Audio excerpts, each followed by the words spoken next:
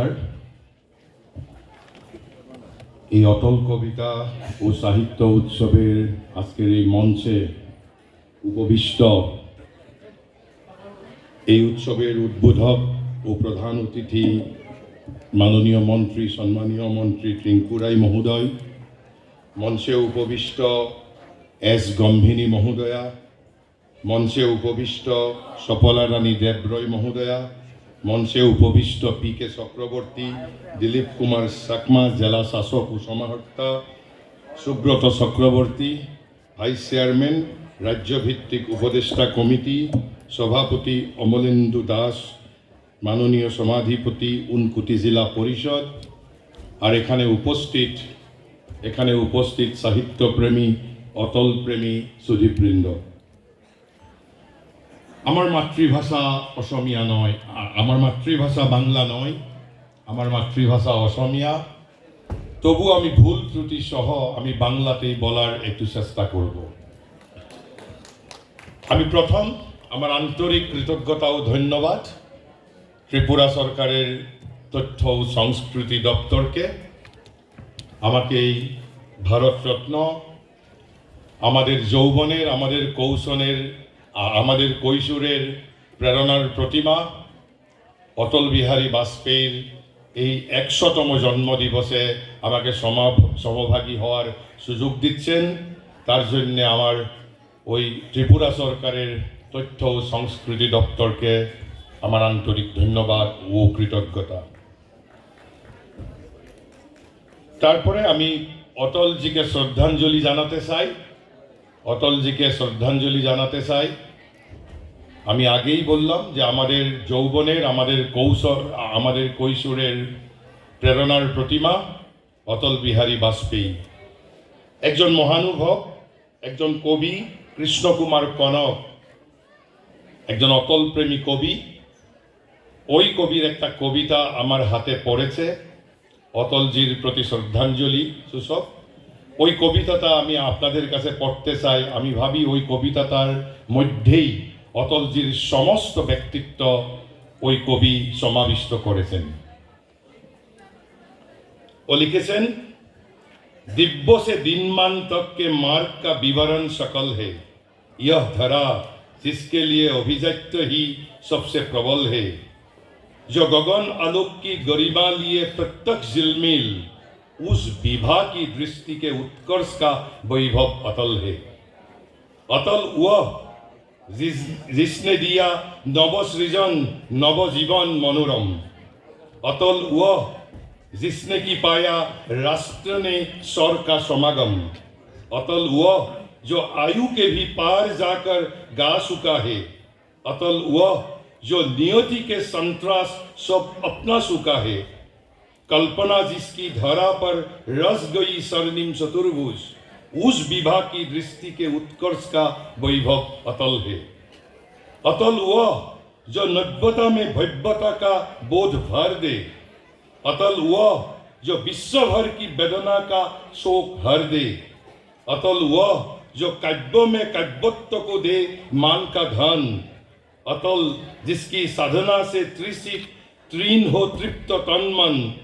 वह कि जिसकी साधना में राष्ट्र गौरव गर्जना हो, उस विभा की दृष्टि के उत्कर्ष का वैभव अटल है। सारू सन्नन देह का कुंदन न जिसकी कामना में, शुभ्र कोमल तरुलता के कुसुम की अभ्यर्थना में, विकलता जिसकी रही नीत मानवी मरुथल हरा हो, चेतना की चित्त से अनुरक्त यह पूरी धरा हो, सृजन की संभावना के फूल में सत्सा है जो, उस विभा की दृष्टि के उत्कर्ष का वैभव अटल है। गति नियति यति की सहज संकल्पना के तोर बंधन, जो प्रफुल्लित वेग से रचता रहा नूतन प्रबंधन। अग्नि के शुभ तेज का प्रतिबिंब जिसकी नयन ज्वाला, नित्य जिसकी वर्जना के संवरण में शांति माला, वह धरा के कंकरों में शंकरों की साधना ही उस विभा की दृष्टि के उत्कर्ष का वैभव अटल है। यह धरा जिसके लिए बोपू कांधे कोमल सुकोमल, हिम सिलाए मुकुद है, नित शरण धोता सिंधु निर्मल वक्ष हर जानबूझ कर कमल है नव कंजलोसन हृदय जिसमें गुस्ता है सूर्य का नव भाल गर्जन कनक जिसका प्राण गंधित सुमन है प्रत्यक्ष भारत उस विभा की दृष्टि के उत्कर्ष का वैभव अटल है। আমি মনে করি অটলজির সম্পূর্ণ ব্যক্তিত্ব এই কবিতাতে অভিব্যক্ত হয়েছে। অটলজি যখন কবিতা লিখেছিলেন অটলজি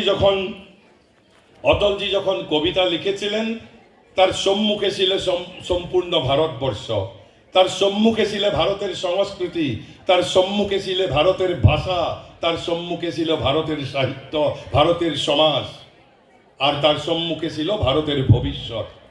আর আজ এই পুণ্য দিনে আমি আজকে এই অটল কবিতা ও সাহিত্য মহোৎসবে আমি তিনটি কথার প্রতি আপনাদের দৃষ্টি আকর্ষণ করতে চাই, তিনটি কথার প্রতি।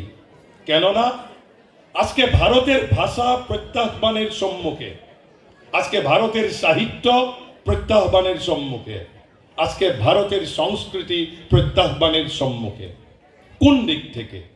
আমি ওই নির্দিষ্ট তিনটি কথা কেন আমরা যদি অটল কবিতা ও সাহিত্য মহোৎসবে যার দৃষ্টিতে ছিল সমগ্র ভারতবর্ষ, যার দৃষ্টিতে ছিল ভারতের সাহিত্য, ভারতের ভাষা, ভারতের সংস্কৃতি, আজ এই তিনটি জিনিস এই প্রত্যাহ্বানের সম্মুখে, আমি ওই তিনটি কথার প্রতি যদি আপনাদের দৃষ্টি আকর্ষণ করতে পারি, আমি ভাবি যে অটলজির আত্মা সন্তুষ্ট হবে, অটলজির আত্মা তৃপ্ত হবে।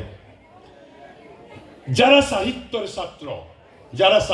ছাত্র তারা নিজের সাহিত্য প্রতিভাকে, তারা নিজের সাহিত্যর সৃষ্টিকে প্রভাবিত করে সমুদ্রের ওপার থেকে, সমুদ্রের ওপারের কারখানায় সৃষ্ট 5টি ধারার দ্বারা।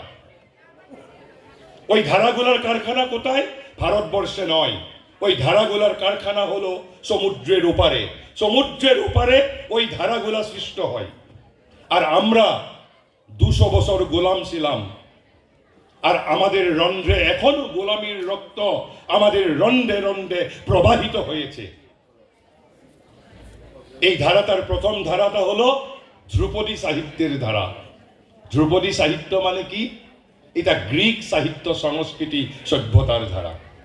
তারপরে এলো নব্য ধ্রুপদী যুগ, তারপরে এলো রোমান্টিক যুগ, তারপরে এলো আধুনিক যুগ, তারপরে এখন তারা বলে এখন নাকি আধুনিক যুগ অতিক্রান্ত হয়েছে।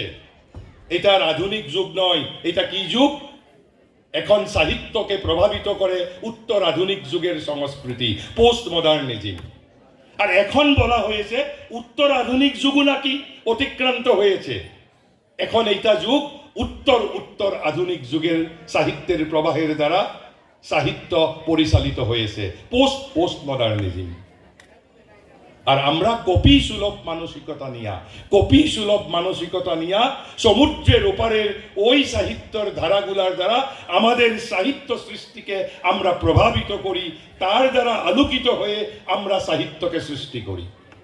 কিন্তু আমাদের ভারতবর্ষে 5টা যুগ ছিল সাহিত্যের। আমরা ওই সাহিত্যের কথাগুলা ভারতবর্ষের বিশ্ববিদ্যালয়ের সাহিত্যের ছাত্রছাত্রী পড়ে না। ওই 5টা ধারা কি? প্রথমটা ছিল বৈদিক সাহিত্যের যুগ। আমি শুধু আপনাদের সামনে শুধু উল্লেখ করব, প্রথম যুগটা ছিল আমাদের বৈদিক সাহিত্যের যুগ, সমৃদ্ধ বৈদিক সাহিত্যের যুগ। কিন্তু আমাদের ভারতবর্ষের ভাষার যেগুলা ছাত্রছাত্রী, আমাদের অসমিয়া ভাষার ছাত্রছাত্রী হোক, বাংলা ভাষার ছাত্রছাত্রী হোক, মারাঠি ভাষার ছাত্রছাত্রী হোক, কেউ বিশ্ববিদ্যালয়ের পাঠ্যক্রমে বৈদিক যুগের সাহিত্যের কথা নেই। কি আছে? ধ্রুপদী যুগের কথা, নব্য ধ্রুপদী যুগের কথা, রোমান্টিক যুগের কথা, আধুনিক যুগের কথা, উত্তর আধুনিক যুগের কথা, উত্তর আধুনিক যুগের কথা। বৈদিক যুগের পরে এলো কি? মহাকাব্যের যুগ, রামায়ণ মহাভারতের সমৃদ্ধ যুগ। রামায়ণ মহাভারতের পরে এলো সংস্কৃত সাহিত্যর সহস্র বর্ষ ব্যক্ত ধ্রুপদী সাহিত্যের যুগ। আমরা জানি না, আমরা জানতে চাইও না। তারপরে এলো বৈষ্ণব সাহিত্যের সমৃদ্ধ যুগ, আর তারপরে এলো উত্তরকালের বৈষ্ণব সাহিত্যের যুগ। আমরা এগুলা যুগের কথা আমরা কিন্তু পড়ি না। এটা হলো আমাদের সাহিত্যের সম্মুখে একটা বিরাট প্রত্যাহ্বান। আজকে এই অটল কবিতা ও সাহিত্য মহোৎসবে এই সুযোগের আমি সদ্ব্যবহার করে আপনাদের দৃষ্টি আকর্ষণ করেছি। কেন? অটলজির সম্মুখে ছিল ভারতের সাহিত্য, ভারতের ভাষা, ভারতের সংস্কৃতি, সমগ্র ভারতবর্ষ ছিল। তারপরে 2 নম্বর প্রত্যাহ্বান আমাদের ভাষা। আজকে শুধু বাঙালি ভাষা নয়, শুধু অসমিয়া ভাষা নয়, আধুনিক প্রত্যেকটি ভারতীয় ভাষা বিপন্ন হয়েছে ইংরাজি ভাষার থেকে। কেন বিপন্ন হয়েছে? কেননা আমাদের যেটা নব্য অভিজাততন্ত্র, একটা নিউ এরিস্টোক্রেসি ভারতবর্ষে ডেভেলপ হয়েছে। নিউ এরিস্টোক্রেসি, নব্য অভিজাততন্ত্র। আর এই নব্য অভিজাততন্ত্র আমাদের বুদ্ধিজীবী, আমাদের শিক্ষিত সমাজ, ভারতবর্ষের শিক্ষিত সমাজ still hypnotized by the European culture, ইউরোপীয় সংস্কৃতির দ্বারা এখনো সম্মোহিত।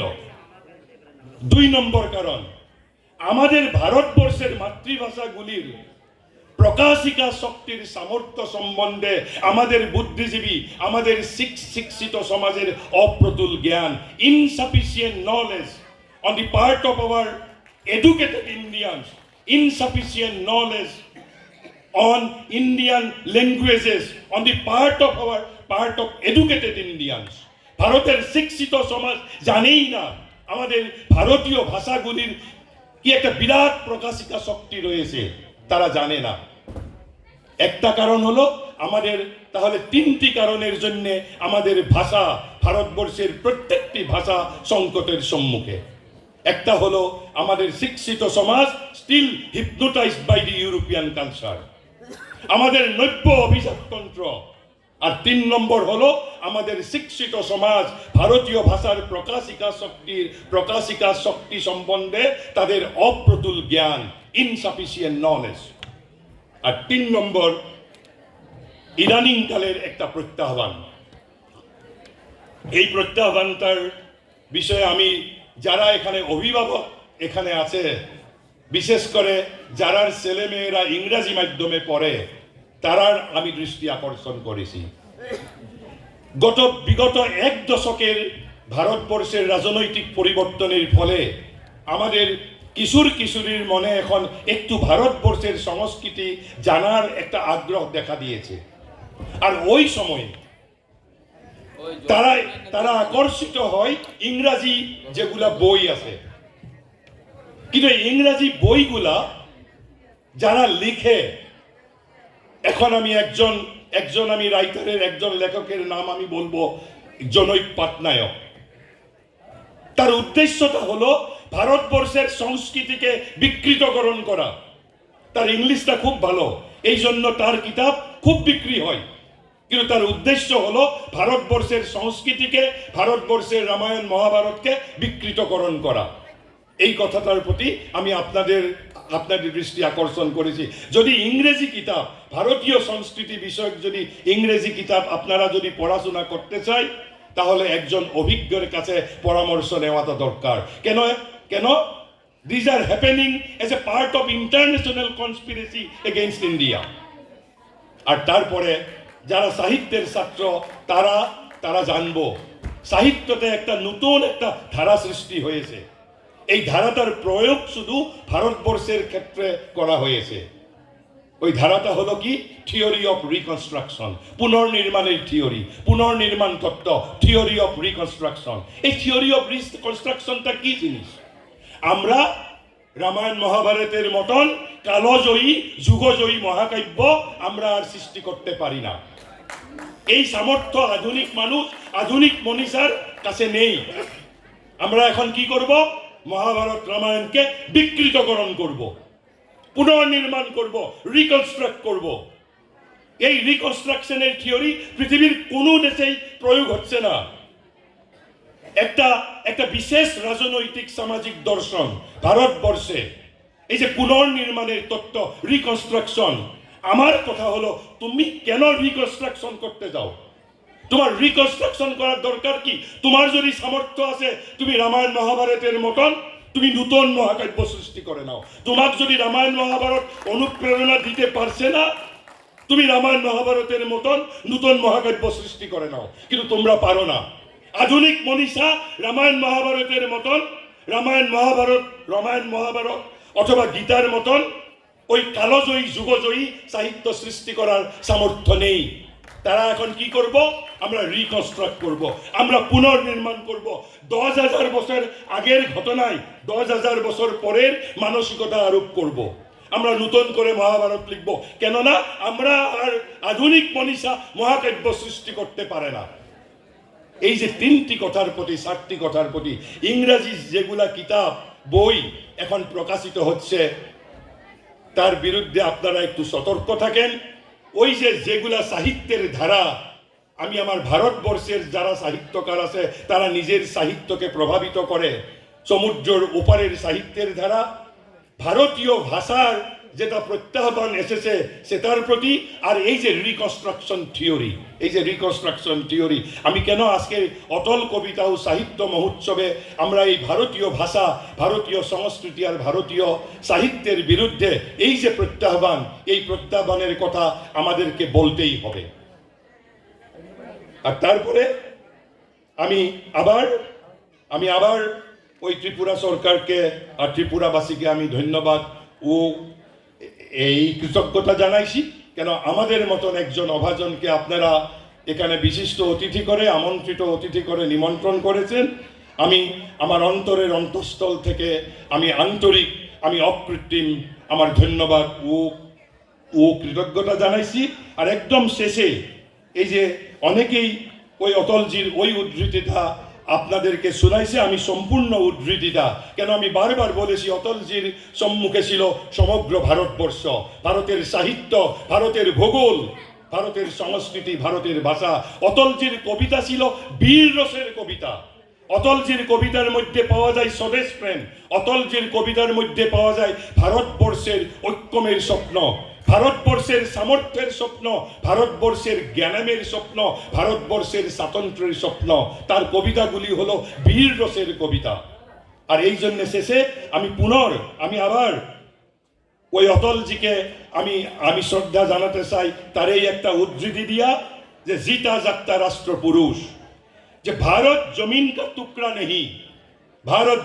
टुकड़ा नहीं, जीता जगता राष्ट्र पुरुष है। हिमालय इसका मस्तक है, गौरी शंकर शिखा है, कश्मीर किरीट है, पंजाब और बंगाल 2 विशाल कंधे है, विंध्याचल कटी है, नर्मदा करधनी है, पूर्वी और पश्चिमी घाट 2 विशाल जंगाए है, कन्याकुमारी इसके शरण है, सागर इसके पग पकड़ता है, पाबस के काले काले मेघ इसके कुंतल केस है, 7 सुरूज इसकी आरती उतारते हैं। यह बंधन की भूमि है, अभिनंदन की भूमि है, यह तर्पण की भूमि है, यह अर्पण की भूमि है। इसका कंकर कंकर शंकर है, इसका बिंदु बिंदु गंगा जल है। हम जिएंगे तो इसके लिए, मरेंगे तो इसके लिए। धन्यवाद, नमस्कार। অনেক অনেক ধন্যবাদ আপনাকে মহাশয়। আমরা শুরুর দিকেই আপনাদের সকলকে জানিয়েছিলাম যে তিনি আসবেন, আমাদের অপেক্ষার অবসান হয়েছে। আমরা যার পর নাই কৃতজ্ঞ।